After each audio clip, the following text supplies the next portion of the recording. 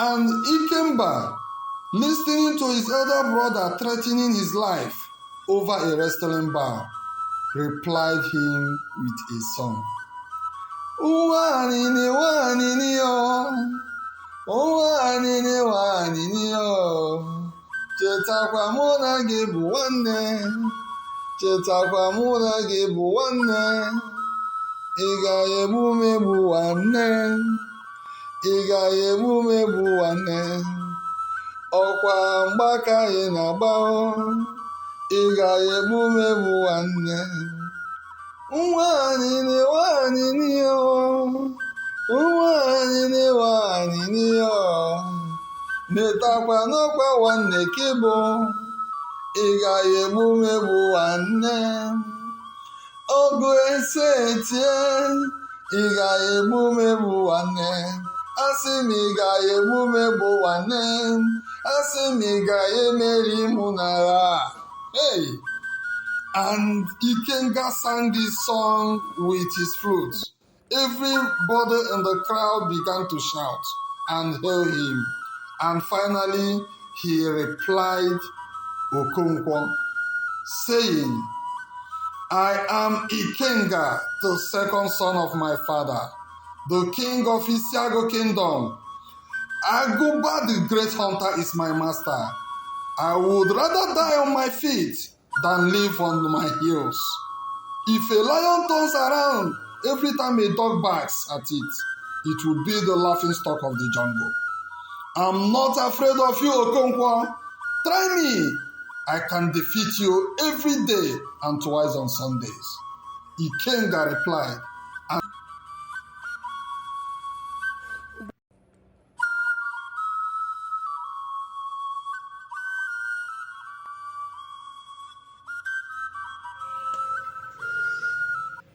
The Warrior Prince, Ikenga's battle for justice. Once upon a time, in the kingdom of Isiagu, there ruled a wise and strong king named Aguba. King Aguba had two sons, Okonwko the eldest and Ikenga the youngest.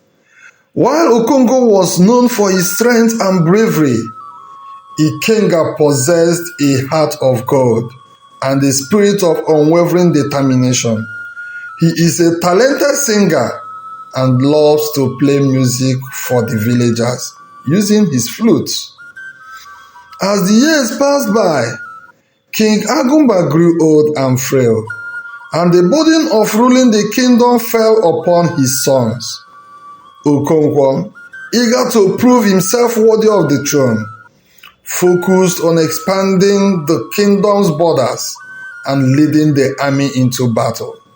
Meanwhile, Ikenga dedicated himself to the welfare of the people, working tirelessly to ensure that no one in the kingdom went hungry or without shelter. But despite his efforts, a shadow loomed over the kingdom. For generations, the king of Isiagu had followed a cruel tradition. Every year, 2 virgins were sacrificed to the gods in exchange for a bountiful harvest. What a senseless tradition. The people whispered to the dark omen and cursed the day this tradition began, but none dared to defy the king's orders. Determined to put an end to this senseless sacrifice, Ikenga decided to embark on a quest to seek the wisdom of the neighboring villages. He traveled far and wide, learning the ways of the land and honing his skills as a fighter. Along the way, deep in the forest, Ikenga became very hungry and needed to set some trap to catch some wild animals, which he wants to roast and use as food. In the process of setting these traps, he sighted a wild lion coming his way. Out of fear, he turned around and started running for his life. He ran as fast as he could, but that wasn't enough to escape the chase of this roaring lion. Breathing heavily, he fell down, and the lion caught up with him. He screamed on top of his voices, thinking that he had finally met his end. But as the lion dived to eat him up, an arrow from an unseen hunter struck the lion in the eyes, and several more strikes followed. Ikenga was saved by this unknown hunter, and the lion was killed by the arrows of this hunter. Ikenga was hurt by the tree trunks he marched on when running from this lion. The hunter appeared and carried Ikenga on his back, retreating back to his house. He treated Ikenga's wounds, cleaned his body, and gave him some herbal medicine, which would help him to heal his wounds. Ikenga was unconscious during this time. In the morning, the hunter boiled some herbs again for him and woke him up to drink. He was surprised to see the hunter standing in front of him, since he had been unconscious since the previous day. He was furious to know how he ended up in the hunter's house. He stepped outside to look around, only to see that this hunter is living deep inside the forest, with no other person living with him or living around. The hunter saw the look on his face and made him sit with him. "What is your name?" the hunter asked. "My name is Ikenga," he replied. The hunter now explained to him what happened yesterday and how he saved him from the lion. Ikenga remembered everything that happened and knelt down to thank the hunter for saving his life. A few moments later, Ikenga began to ask the hunter who he really is and why he had to live deep in the forest. The hunter told him that his name is Aguba, the strongest soldier in Isiagu kingdom 20 years ago. He further told Ikenga how the love of his life was used for sacrifice, even after he pleaded with the king to look upon his merits and services to the kingdom and exempt his lover from this senseless sacrifice. But the king refused. After the event, he felt so much pain and resentment in his heart and decided to live a secluded life deep in the forest. His story made Ikenga to shed tears, and also Ikenga revealed his identity as the second child of the king to him and promised him that he will do everything possible to stop such a senseless tradition. Ikenga pleaded with Aguba the hunter to teach him the art of war and his archery skills so that he can be able to battle anyone that may stand in his way towards abolishing this useless tradition. Aguba accepted and started teaching him wrestling, archery, and his unparalleled defensive style. Ikenga has always been a fast learner from childhood. He mastered everything Aguba taught him and was very happy with his newly found skills. Ikenga and Aguba the hunter engaged in a hunting duel just for Aguba to test Ikenga's archery skills, and to his greatest surprise, the hunting duel was a draw, since both caught 8 wild animals each. The next day, Ikenga thanked Aguba the hunter so much for everything he had done for him and assured him that he must keep to his promise and abolish the senseless tradition. Aguba prayed for him and showed him off. As Ikenga was traveling back to the kingdom through the same forest again, he encountered another lion. This time around, he was very happy to face this challenge again. He skillfully found a perfect spot to get a clear view of his prey and struck the lion dead using his bow and his arrows.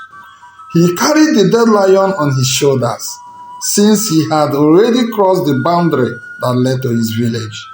As the villagers saw him, they were so happy and sang victorious songs while following him down the king's palace. The king and his cabinet came out to witness the glorious homecoming of his second son. The children and the women were singing and dancing, while the young men were setting a furnace to roast the dead lion's skin. Okonwko, who is the first son of King Aguba, was not happy about this. He felt they were overpraising his younger brother, which led him to invite Ikenga to his house. When Ikenga came, he questioned his skills as a warrior and insisted that his brother Ikenga saw a dead lion on his way back and carried it home, claiming he was the person that killed the lion. But Ikenga didn't argue with him. He had learned so much from this journey, which he embarked on, that humility, they say, is the mother of virtues. One day, news reached the kingdom of a great wrestling tournament to be held in the neighboring villages. The prize? Honor, glory, and the title of the greatest fighter in the land. Okonwko, eager to prove himself as the rightful heir to the throne, announced his intention to compete in this tournament. But Ikenga, knowing that the fate of the kingdom hung in the balance, stepped forward to challenge his brother.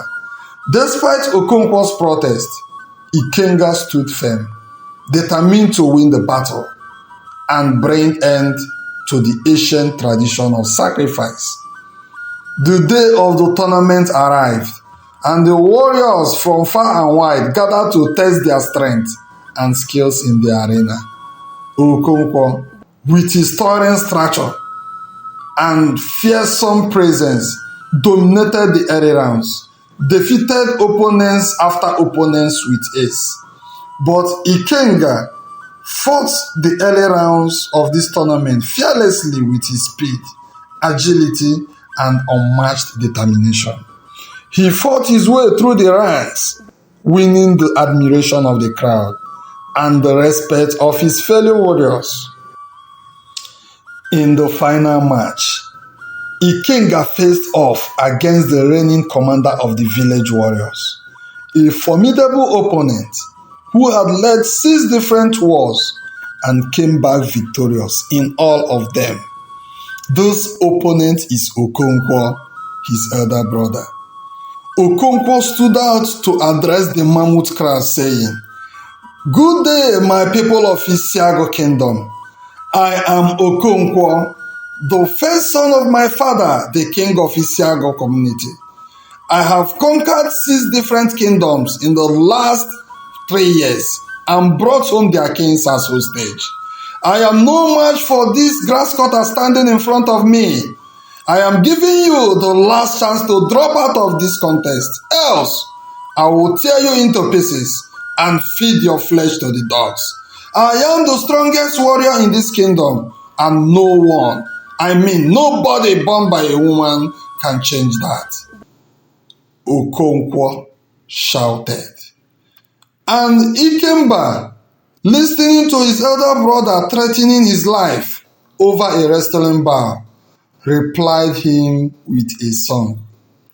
"Wanini wanini wanini wanini chetakwa mụ na gị bụ nwanne, chetakwa mụ na gị bụ nwanne, ị ga-egbu m egbu nwanne, ị ga-egbu m egbu nwanne, ọkwa mgbaka ị na-agba, ị ga-egbu m egbu nwanne. Nwanini wanini nwanini wanini netakwa n'ọkwa nwanne ka ị bụ, ị ga-egbu m egbu nwanne. Ọgụ ese etie, ị ga-egbu m egbu nwanne. Asị m ị ga-egbu m egbu nwanne. Asị m ị ga-emeri mụ n'agha. Hey! And Ikenga sang this song with his flute. Everybody in the crowd began to shout and hail him. And finally, he replied, Okonwko, saying, I am Ikenga, the second son of my father, the king of Isiagu kingdom. Aguba, the great hunter, is my master. I would rather die on my feet than live on my heels. If a lion turns around every time a dog barks at it, it will be the laughing stock of the jungle. I'm not afraid of you, Okonwko. Try me. I can defeat you every day and twice on Sundays. Ikenga replied, and the crowd shouted for support on his behalf. Okonwko was very angry with this reply that he has to start the wrestling bout immediately. The fight started. Okonwko and Ikenga began to wrestle. It was really a tug of war. The battle was fierce and intense, with both fighters trading blows and grappling for dominance. Okonwko did everything in his power to take down Ikenga, but Ikenga applied the takedown defense style he learned from his master Aguba to counter him. Both measured their strength for a long time, and finally, Ikenga lifted Okonwko high in the air and smashed him on the ground. The whole villagers were shocked. Nobody could believe Ikenga had such strength and courage to fight and defeat Okonwko. It was Ikenga's unwavering resolve and indomitable spirit that carried him to victory.